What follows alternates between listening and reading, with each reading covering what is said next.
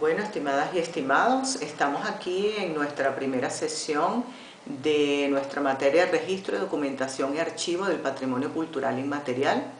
En esta primera sesión, como ya es de su conocimiento, vamos a hablar de una introducción al patrimonio cultural. Este encuentro va a estar dividido en dos partes. Una, que hacemos las aproximaciones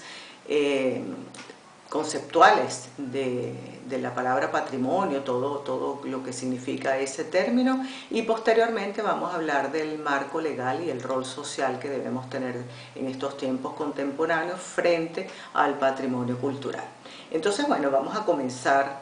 en esta primera parte.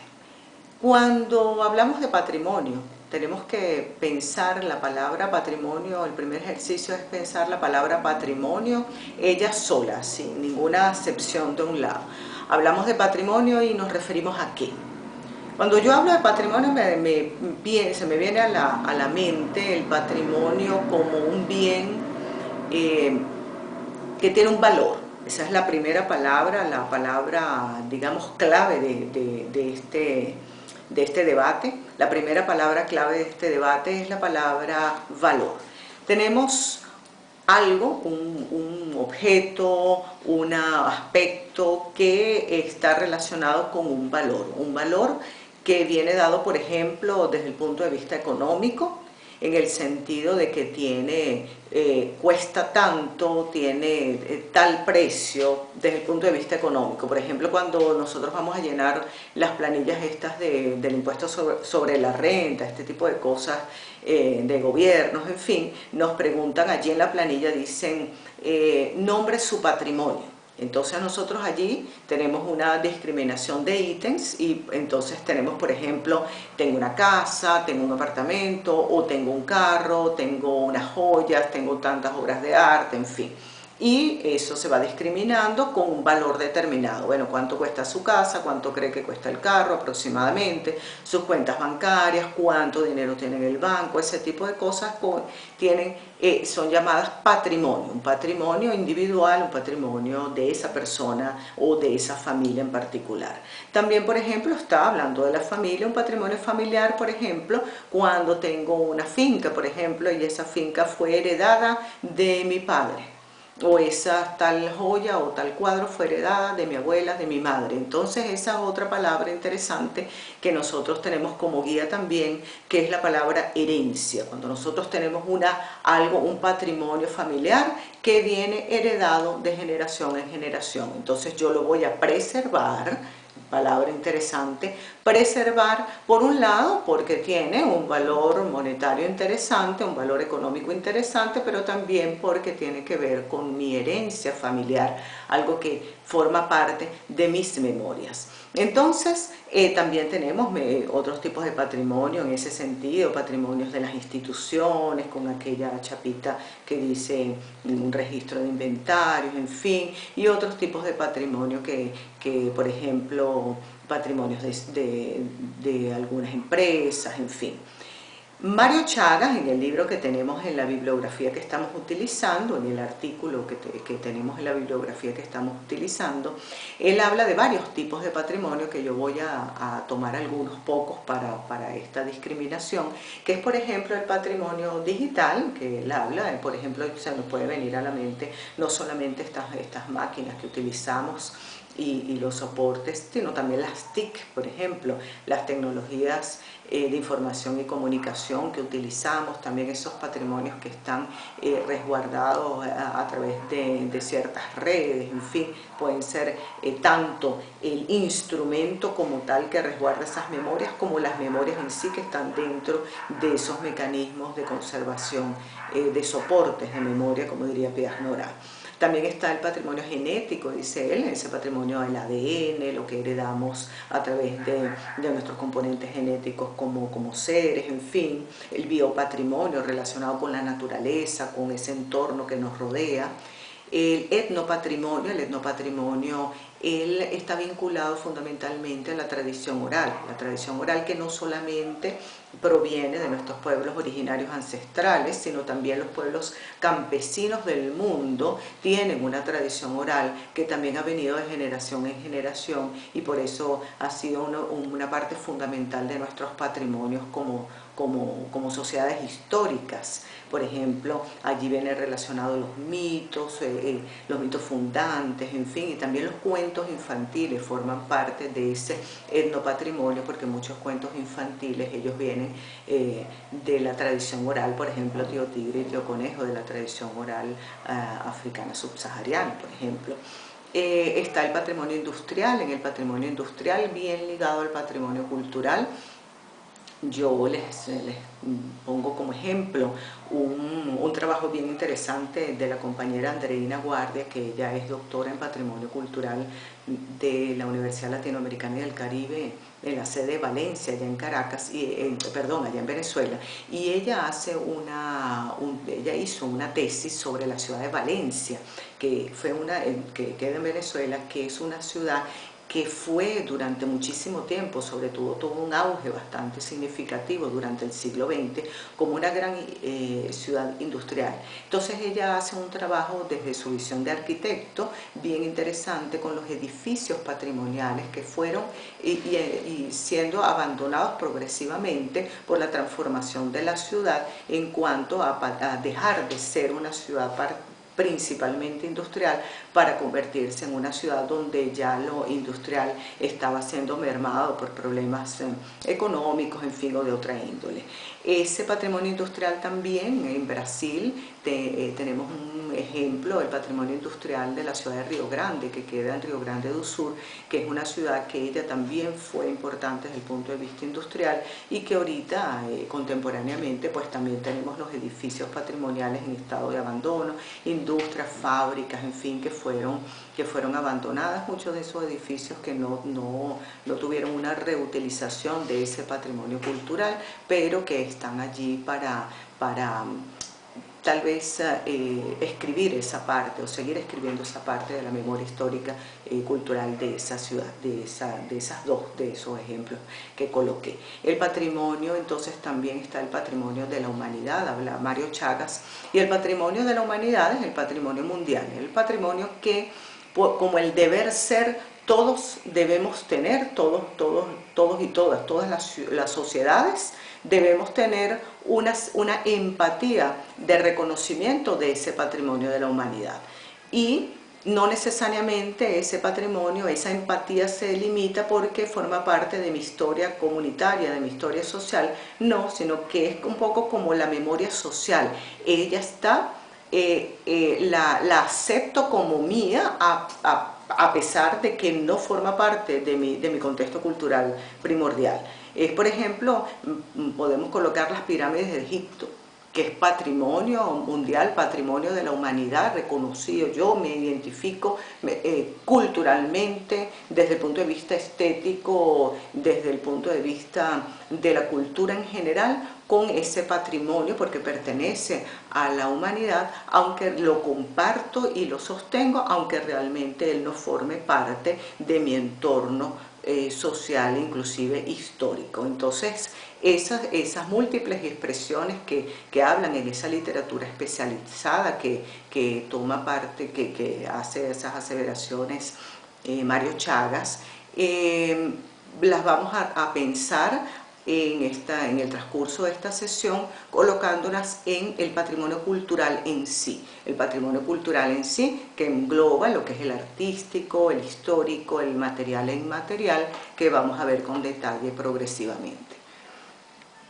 El patrimonio cultural, tomando las aseveraciones de la UNESCO como organismo rector mundial de patrimonio cultural. El patrimonio cultural en sí, tiene varios ítems importantes. Están los monumentos, que son esas obras arquitectónicas, esculturas, pinturas, vestigios arqueológicos, inscripciones en las cavernas, en grupos de elementos, y es importante señalar acá el valor que se le da un valor universal que se le da a este tipo de patrimonios a partir de los puntos de vista de la historia, del arte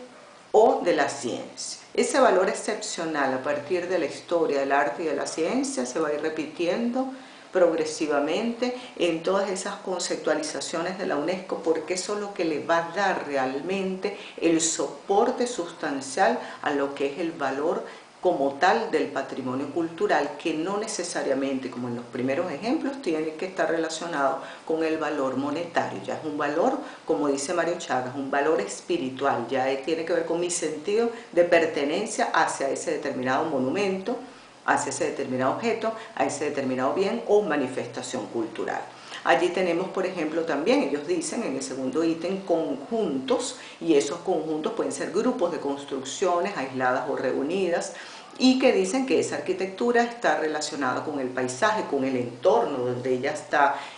colocada, está creada, porque no podemos olvidar que el hecho cultural es una creación netamente del humano social, y también, obviamente, su relación con ese valor desde el punto de vista histórico, científico y del arte. Y hablan en un tercer ítem de lugares, y los lugares, vamos a pensar el lugar como el lugar que está tomado y creado por el ser humano social, el humano social, para poder realizar sus obras. Allí debemos pensar en el concepto de lugar de Michel, desarrollado por Michel de Certeau, y ese concepto de lugar de Certeau lo toma muy bien Marc Auguet para conceptualizar ese lugar como el lugar antropológico, es decir, el espacio físico que se convierte en lugar porque hace posible la ritualización de los mitos. Y esos mitos pueden ser desde el mito como tal hasta la hechura de la cultura en sí, obras de arte, edificios, construcciones arquitectónicas, puentes, construcción urbanas, en fin. Eso es lo que hace que el lugar tenga una certeza de esa antropología, es decir, lo que cuenta, lo que hacen sus propias sociedades. Partiendo de esto, tomo de ese mismo texto que estamos utilizando de Chagas, algo que me parece interesante que él retoma de Françoise Choët, y ella dice en una parte, algo que yo subrayo aquí, en la página 98 de ese texto que Chagas toma allí, dice que esos patrimonios o que los diversos tipos de patrimonio trascienden las barreras del tiempo y del gusto. ¿Por qué trascienden las barreras del tiempo y del gusto? Porque no tiene nada que ver con una cuestión de moda, es decir, el patrimonio en sí, si es antiguo,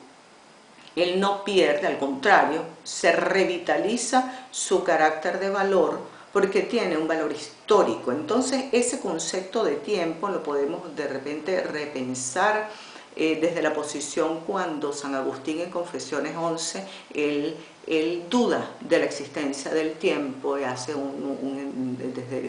desde su entorno filosófico religioso hace ese repensamiento de él sobre la posible existencia o no del tiempo, y ese tiempo en cuanto al patrimonio cultural. Él va a trascender esas barreras, es decir, yo no me puedo quedar socialmente con decir, bueno, esta obra tal pertenece a tal época, es vieja y por eso la voy a derrumbar. Hay un artículo interesantísimo de José Ignacio Cabrujas donde él habla, entre otras cosas, de Caracas, en un artículo sobre Catia, que es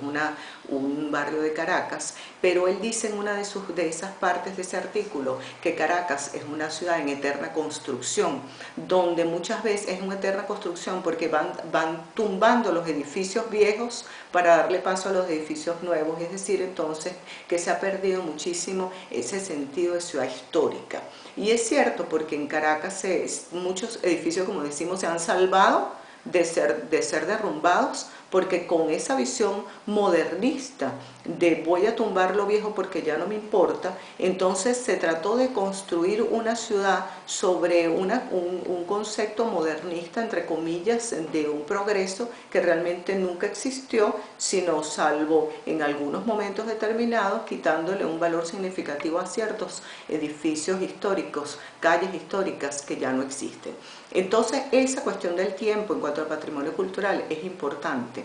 Y también que trascienden las barreras del gusto, porque realmente eso tiene que ver con el concepto de estética. No solamente nos replanteamos el concepto de estética de los antiguos griegos, sino la estética contemporánea. Es decir, podemos hablar el gusto, el mal gusto, desde el punto de vista cultural, es cultura, es decir, es arte, no necesariamente es feo o es bonito, porque allí tenemos que plantearnos esas cuestiones de lo que es el concepto de estética. Siguiendo con Chagas, él hace hincapié fundamentalmente a las palabras identificación y valor, identificación como sentido de pertenencia y valor desde el punto de vista espiritual, porque es lo que nos da el sentido de pertenencia, que definitivamente tiene que ver con la identidad cultural social. Pensando en los tipos de patrimonio, tenemos el patrimonio natural, texto que estamos tomando de la UNESCO.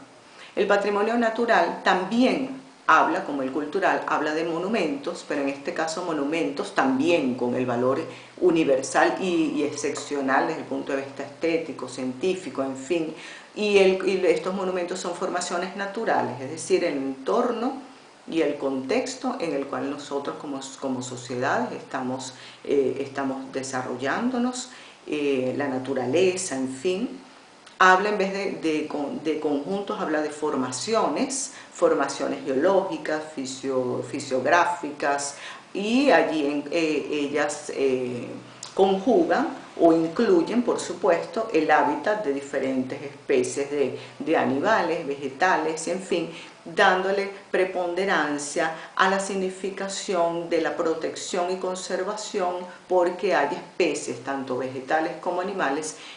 amenazadas de peligros de extinción. Entonces vean lo que pasó con el cazador furtivo que mató la última jirafa blanca y su cría. Entonces ya no hay más jirafas blancas más nunca, y entonces el sentido de hacer hincapié en este proceso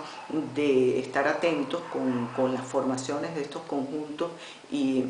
para su conservación de especies amenazadas es importante. Y también habla de lugares, pero en este sentido lugares naturales y zonas naturales que tienen que estar atentos también con esas políticas de conservación, no solamente porque ellas tienen una estética importante, sino también la importancia que tiene para el desarrollo de las sociedades humanas, y no, es decir, del planeta como tal. Es decir, la preservación de la mata atlántica, por ejemplo, es importantísima, o del Amazonas es importantísima, porque hay agua, porque sabemos que las plantas nos permiten la oxigenación, y entonces por eso se hace tanto hincapié en la conservación de estos entornos. Como ejemplo de patrimonios naturales, solamente para tener una idea ya más específica, tengo aquí, por ejemplo, yo coloco las cataratas de Iguazú, que es un patrimonio reconocido por la UNESCO, que está compartido entre Argentina y Brasil. También están en la reserva de la Mata Atlántica, que ya coloqué como ejemplo, y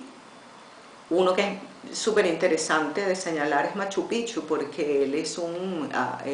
patrimonio natural, pero hecho por sociedades humanas. Es decir, ese primer concepto, esos monumentos que están hechos por el humano, pero que tomando en cuenta literalmente el entorno que lo rodea. Entonces está hecho con esos materiales de ese entorno. Ya sabemos la importancia de Machu Picchu como patrimonio de la humanidad, construcción inca y todo lo que simbólicamente se refiere, pero es interesante tomarlo en cuenta por eso, porque es eso precisamente, el ejemplo en sí, la configuración armoniosa de la sociedad, de la construcción cultural, social, cultural, humana, en conjunción plena y armónica con el entorno natural. Tenemos entonces, siguiendo con los tipos de patrimonio, nosotros tenemos, por ejemplo, el patrimonio subacuático. El patrimonio subacuático es interesante señalarlo, voy a citar acá, porque él habla de que son todos los rastros de existencia humana que tengan carácter cultural, histórico y arqueológico, o que hayan estado bajo el agua, bajo una forma periódica y continua, por lo menos durante 100 años. Se hace hincapié en aparte de la UNESCO, sitios, estructuras, edificios que no hayan sido sacados de su contexto arqueológico, que estén allí, y objetos, por ejemplo, que tengan, por ejemplo, un buque que tenga su carga, que esté allí en ese contexto, y también objetos prehistóricos. Como ejemplo, para irnos rápidamente, visualmente a lo que queremos subrayar allí, está el Titanic, por ejemplo. El Titanic es un patrimonio reconocido como patrimonio subacuático mundial, está reconocido por la UNESCO en 2012, y el Titanic son los vestigios que están a profundidad de ese barco y todo lo que cuenta, la historia que cuenta, las historias repensadas y recontadas en las películas de Hollywood, hasta las historias contadas por los testigos, por los sobrevivientes de esa tragedia, y también las historias que se han ido recopilando a través de documentos, en fin. Es interesantísimo este ejemplo porque es un patrimonio que está allí abajo, subacuático, y que es un patrimonio también que remite a lo cultural, remite a lo social. Se hacen varias lecturas sobre el hecho del Titanic, hasta lecturas sociales del hecho del Titanic, pero también la parte cultural, la parte anecdótica, en fin. Entonces eso es un ejemplo de patrimonio subacuático, pero que tiene varias aristas importantes para poderle hacer una lectura bien engranada. Está el patrimonio cultural material también en cuanto a los bienes culturales en sí. El patrimonio cultural, según la UNESCO, en cuanto a esos bienes culturales, se entienden aquellos, cualquiera sea su origen y propietario, y que por motivos religiosos o profanos designa específicamente su importancia arqueológica, histórica, prehistórica, en la literatura, en el arte, en la ciencia. Son bienes como tal, materialmente hablando. Dentro de ese patrimonio cultural material sí están ciertas categorías a destacar. Por ejemplo, las colecciones y ejemplares raros de zoología, de botánica, de paleontología, en fin. Están también los bienes relacionados con diferentes tipos de historia, la historia militar, por ejemplo, la historia social, sabios, pensadores, lo que dejaron materialmente hablando estos sabios y pensadores. También están los productos de excavaciones arqueológicas, objetos, puntas de lanza, inclusive vestigios de comidas que cuentan, bien interesante porque cuentan la historia social en sí, elementos procedentes de desmembraciones por ejemplo, de monumentos artísticos, históricos, lugares, en fin. Están también antigüedades y materiales etnológicos como tal. Como ejemplo del patrimonio cultural material que está reconocido por la UNESCO y que nosotros, por ejemplo, acá en Brasil tenemos relativamente cerca de donde estamos ahorita, que es en Minas Gerais, pero que está en Brasil, tenemos las misiones jesuíticas guaraníes, que es un patrimonio compartido con Argentina y es reconocido por la UNESCO en 1982. Yo tuve la oportunidad de conocer las misiones jesuíticas de San Miguel das Missões, y el trabajo de conservación de esa ruina en particular es muy bueno. aparte de que es utilizado también no solamente como un patrimonio cultural material que va a contar la historia de la guerra con el Paraguay, que lo hace a través de un espectáculo nocturno, sino también lo que van contando los guías, lo que cuenta el propio museo que está allí, con las piezas de las colecciones que están allí de este periodo misionero jesuítico, pero también es utilizado para dar, digamos así, lo que es el llamado el patrimonio turístico, el patrimonio cultural turístico, dar a una proyección de esa historia, esa es la palabra, una proyección de esa historia, de esa historia misionera guaranítica en esa parte de Río Grande do Sur, fundamentado en algo objetivo, en algo concreto, material, es decir, la ruina de la iglesia y sus colecciones, su estatuaria. Otro patrimonio de Brasil también que está reconocido por la UNESCO es la ciudad de Ouro Preto. Ya está reconocida en 1981 y voy a leer un pedacito de lo que dice la UNESCO para la justificación de este patrimonio, y dice que fundada a finales del siglo XVII, la ciudad de Ouro Preto fue el punto de convergencia de los buscadores de oro y el centro de la explotación de minas auríferas en el Brasil del siglo XVIII. La ciudad declinó con el agotamiento de sus minas a principios del siglo XIX, pero todavía subsisten muchas iglesias, puentes y fuentes que atestiguan su pasado de esplendor y talento excepcional del escultor barroco Antonio Francisco Lisboa Alexandrino. Ouro Preto es entonces una ciudad que, aparte de que es reconocida como patrimonio, es una ciudad realmente bien cultural en cuanto a la conservación de sus edificios, los museos, las enseñanzas que tienen relación con la cultura en sí, el arte en sí. Otro ejemplo que también es patrimonio es La Habana Vieja, capital de Cuba, pero la parte vieja. Es reconocido, ella y sus fortificaciones son reconocidas en 1982 por la UNESCO. Fundada en 1519 por los españoles, La Habana se convirtió en el siglo XVII en un importante astillero para la región del Caribe, aunque hoy sea una metrópoli tentacular.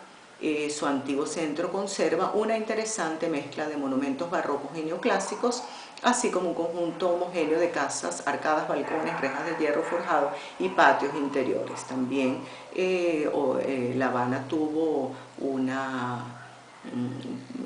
el periodo de recesión, una fuerte problemática en cuanto a la conservación de sus monumentos, los cuales de sus edificios, de sus conjuntos, en fin, luego fueron restaurados, pero digamos que esa historia que se cuenta del Caribe, de esa entrada al Caribe a partir de las fortificaciones y de las casas y de las calles de La Habana, son un ejemplo de patrimonio material interesantísimo en el sentido de la parte del Caribe como tal. También tenemos otro tipo de patrimonio material que también es reconocido por la UNESCO. Vean cómo vamos mudando de un lugar a otro y las diferencias que hay dentro del mismo patrimonio material del que estamos haciendo mención. Está en Belo Horizonte, Minas Gerais, Brasil, el conjunto moderno de Pampulha, y yo voy a leer una parte que estoy traduciendo aquí por si acaso alguna discrepancia lingüística. De él hacen parte 4 edificios implantados en torno a un espejo de agua de un lago urbano artificial y la iglesia de San Francisco de Asís. Está el casino, actual Museo de Arte de la Pampulha, la casa de baile, que es un centro de referencia del urbanismo, arquitectura y diseño de Belo Horizonte, y el Yate Club. Estos edificios fueron construidos entre 1942 y 1943 e inaugurados durante la gestión de Juscelino Kubitschek, que en ese momento él era prefecto de la ciudad de Belo Horizonte y posteriormente sería presidente de la República de Brasil 20 años después. Y estos paneles tienen azulejos, en fin, que fueron hechos por el artista Claudio Portinari, y tienen una serie de construcciones relacionadas con el arte y la integración del paisajismo circundante. Entonces, digamos que con jardines, por ejemplo. Entonces, este conjunto urbano que fue reconocido primero por el Instituto de Patrimonio Artístico Histórico y Artístico Nacional de Brasil en 1997 y después en 2016 reconocido como Patrimonio Mundial por la UNESCO, él realmente es considerado una obra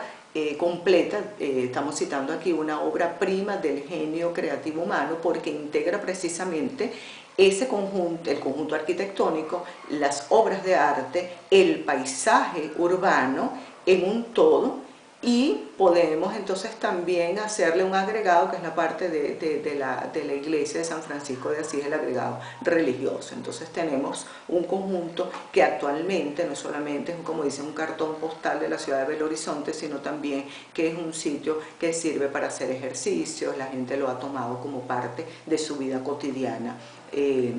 En Belo Horizonte ya, bueno, ya tiene otra serie de construcciones alrededor, deportivas, en fin, que hace parte también de un conjunto urbano interesantísimo desde el punto de vista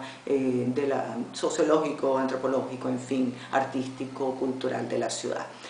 El patrimonio cultural material dentro de todo este proceso también tiene ciertas categorías que queremos destacar, que por ejemplo son los bienes de interés artístico, donde están, no podemos olvidar, cuadros, pinturas, dibujos, tienes producciones, siempre que sean originales, que no sean aquellas manufacturadas, comerciales, hechas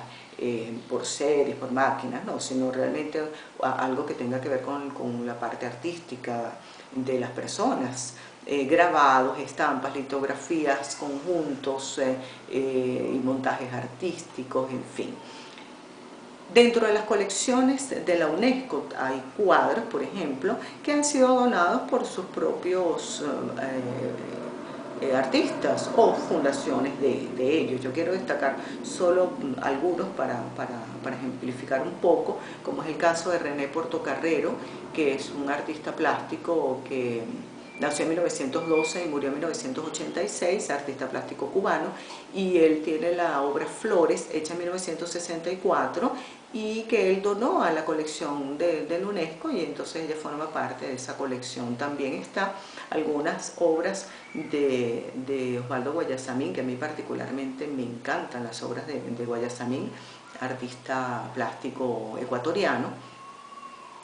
y que nació en 1919 y murió en 1999, y dentro de las obras que forman parte de la colección de la UNESCO está Madres y Niños, que entró en 1993, pero hay otras obras que están de él también, que fueron donadas por la Fundación Guayasamín. Pero no siempre son obras, no sé, pinturas, óleos, en fin, dibujos, sino también la fotografía forma parte de ese patrimonio material importantísimo para contar las historias de las sociedades, y dentro de eso yo quiero destacar una obra que forma parte también de las colecciones de la UNESCO, que es Como mi casa ninguna, del fotógrafo Polibio Díaz, que es un fotógrafo de República Dominicana, y él tiene esa fotografía Como mi casa ninguna, es un panel fotográfico, y ella entra en esa colección de la UNESCO en 2012, es donada por el propio artista, pero lo interesante que yo quiero destacar acá, estoy citando de la propia página de la UNESCO, es que esta fotografía forma parte de algunas fotografías de interiores de los barrios económicamente deprimidos de Santo Domingo, y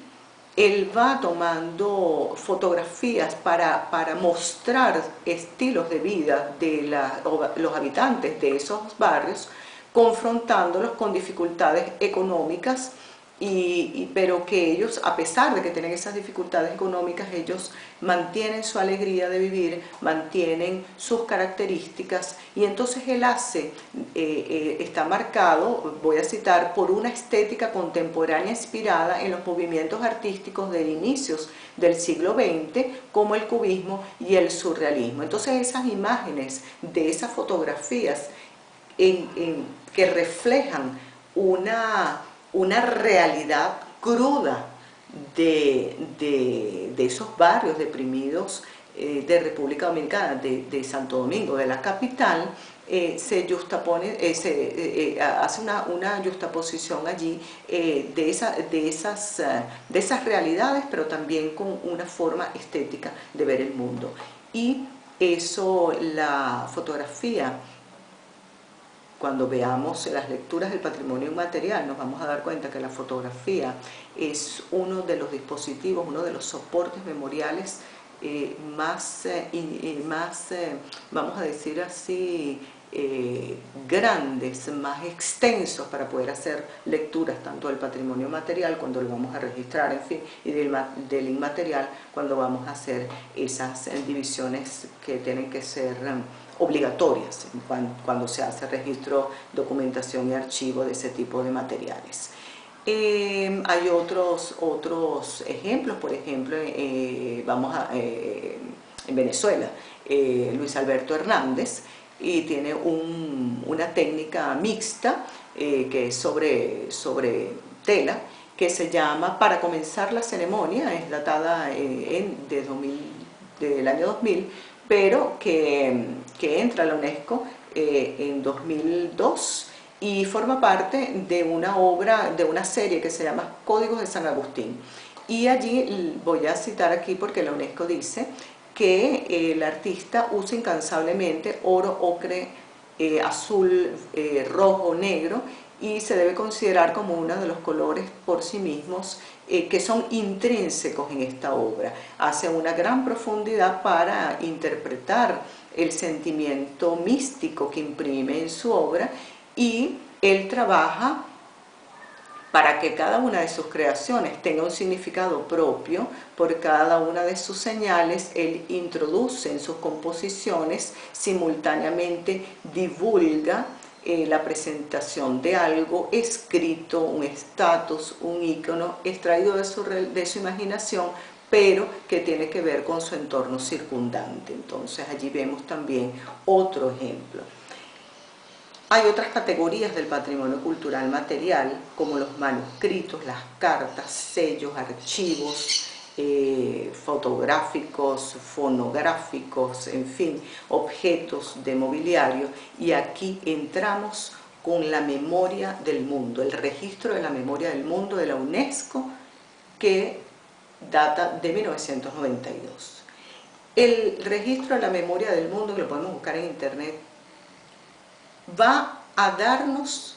posibilidades de múltiples lecturas del patrimonio tanto material como inmaterial a partir de colecciones, de archivos, de documentos, de registros de diferentes tipos, de planteamientos de los países que consideran que esos patrimonios son necesarios exaltarlos a nivel mundial. Dentro de esos ejemplos traemos para ustedes en 2013 el diario de campaña y los manuscritos de Ernesto Che Guevara, que es un patrimonio compartido entre Bolivia y Cuba, y voy a citar el inventario de la colección documental Vida y obra de Ernesto Che Guevara, desde los manuscritos originales de la adolescencia y la juventud del Che hasta el diario de campaña en Bolivia. Alcanza un volumen de 1007 documentos agrupados en un total de 8197 hojas correspondientes al periodo de su vida, entre 1928 y 1967, en el año en que es asesinado, y eso abarca su obra, su vida, su obra revolucionaria, sus ensayos, su vida periodística, su biografía, tanto personal como social, además que tiene las correspondencias, las cartas son fundamentales en los patrimonios, correspondencias con sus familias y con otras personalidades. De ese volumen, 431 son manuscritos de él, hechos por él, y 567 son documentos sobre él. Y este diario, esta colección, también incluye material iconográfico, filmográfico, cartográfico, objetos museables que pertenecían a él, a su familia, a su entorno, en fin, lo que utilizaba, y las fotografías que él, saben que era un excelente fotógrafo y maravilloso poeta, por cierto, ahí están también su fotografía, las fotografías no solamente que tomaron de él, sino las que él tomó. Entonces es un documento histórico, cultural, imprescindible. Otro es la colección del educador Paulo Freire, de Brasil, 2017, educador brasileño, cuyas ideas se originaban de experiencias del nordeste brasileño como profesor y activista social, y que hizo expresiones creativas y genuinas de pedagogía crítica que él mismo creó. Sus pensamientos influenciaron diferentes áreas del conocimiento e introdujeron el concepto de educación popular en todo el mundo. Él ofreció conocimiento bajo la perspectiva ético-crítica, política, educacional, y así concibió una metodología de alfabetización de adultos, siendo nombrado patrón de la educación brasileña en 2012 bajo una ley. Y esta colección de documentos es una colección relevante de la educación popular, de jóvenes y adultos, monumentos sociales, educación política, ecopedagogía. El rol de la educación, lo vamos a ver más adelante, no solamente es significativo socialmente, desde el punto de vista artístico, desde el punto de vista cultural, englobado con la construcción humana creativa, es fundamental. El rol de la educación patrimonial es fundamental para los procesos de conservación. Entonces eso lo vamos a ver más adelante, pero lo tengamos allí en cuenta. Otros documentos, también esta colección de memoria del mundo, ustedes pueden ingresar a la página de UNESCO, ya lo tienen, es extensa y diversa. Yo en las clases me estoy abocando solamente a las lecturas de América Latina y el Caribe, es lo que llamamos América Meridional, lo tiene de todo el mundo. Está el documento de la Armada de Costa Rica, de un documento de 1949, pero que es colocado en la lista en 2017, que es un documento de 75 páginas y 137 artículos constitucionales donde se hace la abolición de la Armada del Ejército en Costa Rica. Y cuando yo me puse a buscar allí, conseguí digamos, hay una cita súper interesante y me pareció buenísima, porque dice, estoy citando, feliz la madre costarricense que sabe al parir que su hijo nunca será soldado. Eso podemos hacerle miles de lecturas a solamente ese trechito, pero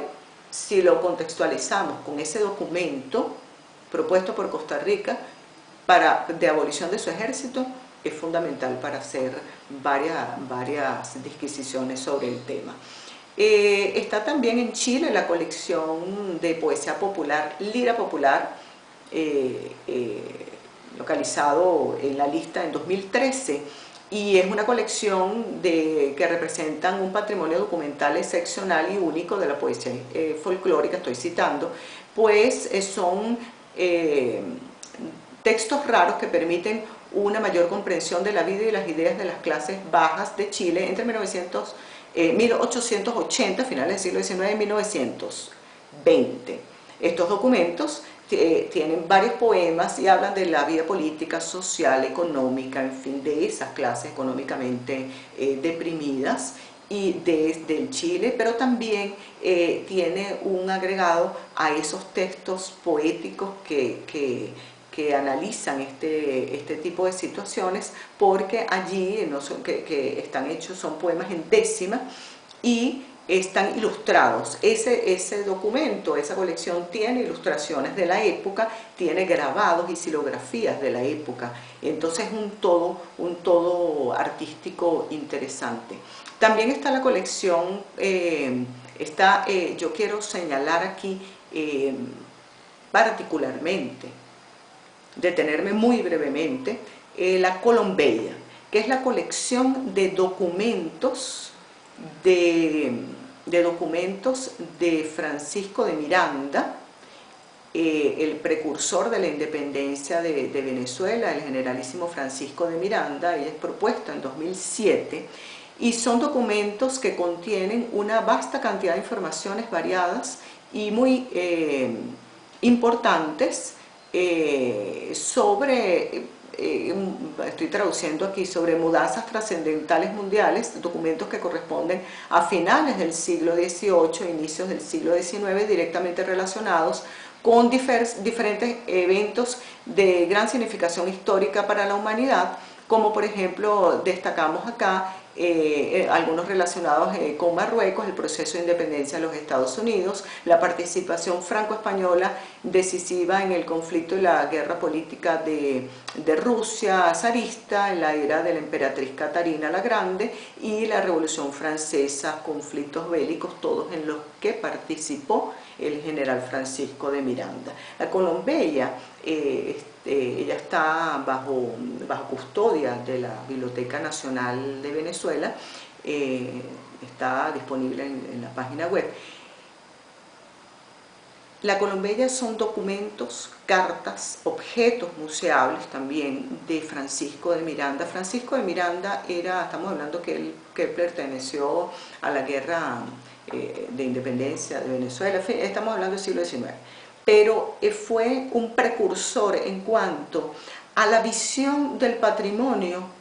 como colección, como documento que tiene que ser registrado, que tiene que ser archivado, porque tiene que tener un soporte de memoria, tiene que ser conservado. Francisco de Miranda, si bien no con esa idea de patrimonio, porque estamos hablando de finales del siglo XIX,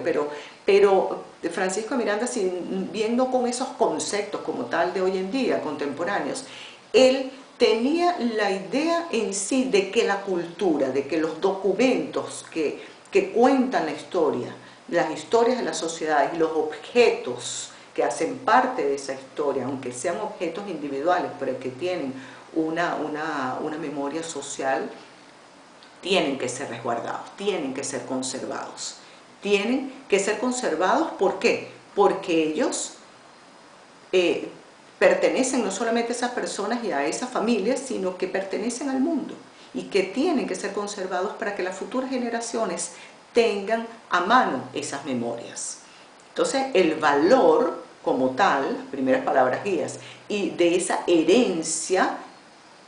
histórica tiene que ser preservados, tienen que ser conservados. Él tenía esa idea y por eso hace sus archivos, todo documenta ciertas partes a través de sus cartas, en fin, las archiva, las registra, las documenta y las archiva como memoria de ese proceso histórico, y ellas están allí. Entonces, en Venezuela, por ejemplo, el Día del Patrimonio es el día del natalicio de Francisco de Miranda, un gran reconocimiento a este señor, que no solamente fue un gran militar, que fue el que ideó la idea posteriormente retomada por Simón Bolívar de la integración latinoamericana, necesaria para nuestras construcciones como sociedades unidas, en fin, sino que también él tiene esa idea de patrimonio, es fundamental. Entonces la Colombeia también pertenece a la memoria del mundo de la UNESCO. Tenemos otros ejemplos como podemos citar los archivos del terror de Paraguay, que entra propuesta en 2009, y son los documentos de la dictadura militar de Alfredo Stroessner en Paraguay, algunos documentos fundamentales de Colombia, que entra en la lista en 2005, los fondos documentales de negros y esclavos durante el proceso de esclavización de africanos subsaharianos en Colombia, también algunas colecciones de lenguas indígenas de México, y en fin. Yo los invito a que vean, a que entren allí en la colección Memoria del Mundo de la UNESCO, es excelente. Son varios ejemplos que podemos citar en cuanto a documentos como tal. Pasando al patrimonio cultural inmaterial, que posteriormente ya nos enfocaremos en él, la UNESCO lo define como aquellos usos, representaciones, expresiones, conocimientos y técnicas, junto con los instrumentos, objetos, artefactos y espacios culturales que les son inherentes, que las comunidades, los grupos y, en algunos casos, individuos, reconozcan como parte integrante de su patrimonio cultural. Y el patrimonio cultural inmaterial se manifiesta en tradiciones, expresiones orales, idiomas como vehículos universales, identitarios, artes del espectáculo, usos sociales, rituales, actos festivos, conocimientos y usos relacionados con la naturaleza y el universo, técnicas artesanales y tradicionales. En Brasil, el año 2019, el año pasado, el Bumba Meu Boi, que es una práctica cultural de Maranhão, fue reconocida como patrimonio cultural inmaterial. Tenemos allí bien nuevecito como ejemplo en Brasil. Otro patrimonio cultural, en este caso inmaterial, y en este caso que requiere medidas urgentes de salvaguarda, como lo dice la página de la UNESCO. En 2017 fue inscrito en la lista representativa y es como ese patrimonio inmaterial, cantos de trabajo de los llanos de Colombia y Venezuela. Yo tuve la oportunidad de ver esos campos, esos cantos de trabajo varias ocasiones cuando hice mis trabajos relacionados en los llanos centro-occidentales venezolanos y parte de los colombianos, y son fundamentalmente cantos de ordeño. Esos cantos de ordeño hechos por hombres que ordeñan las vacas para extraer la leche, para hacer después el queso, en fin, acompañados de cantos para que ellas no se pongan nerviosas, y también como una manera de hacerte ese trabajo algo agradable para ellos. Esos cantos se están perdiendo porque la mano de obra hombre ha sido sustituida por máquinas, entonces ya las vacas van directamente a aquella máquina de poca humanidad, realmente horrible, y entonces rápidamente tiran al becerro para otro lado. Y aquí era esa integración de la madre, del hombre que está allí para extraerle la leche, pero está el becerro de un lado, y era una integración que ojalá que de verdad que se conservara y se retomara en algún momento. Entonces se está perdiendo. Otro patrimonio que está reconocido también, solamente para ejemplificar, es el mariachi, tan popular, mariachi mexicano, como música de cuerdas, como canto y trompeta, y en 2011 es la lista. Algunas comidas, por ejemplo, como comidas de Michoacán, en México también, 2010, y también, por ejemplo, en Venezuela están los diablos, las festividades de los diablos danzantes de Corpus Christi, que engloba los diablos danzantes de varias regiones de Venezuela, entre ellas Yare, Ocumare de la Costa, Ocumare del Tuy, una representación entre lo sagrado y lo profano, realmente, y lo artístico, lo cultural, hermosísima. Hay por allí trabajos de Carlos Morgado, que no solamente es artista plástico, que retrata muy bien en su obra, sus cuadros, a los diablos danzantes de Yare concretamente, sino también él hace un trabajo allí de investigación, porque él también es promesero de estos diablos, entonces tiene también la visión, por un lado, del artista y por otro lado del promesero, que va todos los años a cumplir la promesa danzando en Corpus Christi. Y como último ejemplo, para finalizar esta primera parte de nuestro encuentro sobre la introducción al patrimonio cultural, tenemos el huehuense en Nicaragua, que entra en o llamado también macho ratón, que entra en 2008 a formar parte de la lista representativa del Patrimonio Cultural Inmaterial de la UNESCO, y es originalmente una obra de teatro. Yo cuando estuve en Nicaragua tuve la oportunidad de ver algunas máscaras y la ropa, la indumentaria de Macho Ratón, del huehuense, y cuenta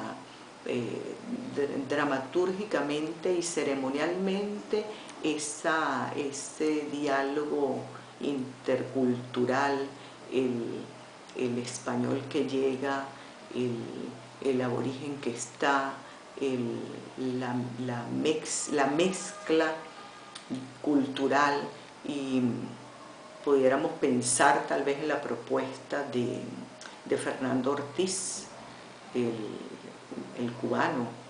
cuando en su libro sobre el contrapunteo del tabaco y el azúcar, él hace en 1942, él es el primero que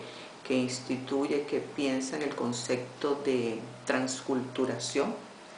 y palabra bastante utilizada contemporáneamente, ya la piensa en 1942, entonces podemos pensar y repensar un poco sobre esos conceptos. Entonces, en resumen, tener como palabras guías: valor, herencia, cuando hablamos de patrimonio, sentido de pertenencia, y algo importantísimo, importantísimo, fundamental, que es salvaguarda. Si no salvaguardamos los patrimonios, vamos a perder inclusive nuestras memorias culturales, nuestras memorias históricas, y entonces estamos finalizando ya esta primera parte de la clase, y en la segunda parte entonces abordaremos lo que es el tema del marco legal en torno al patrimonio cultural, rol ciudadano de las sociedades contemporáneas.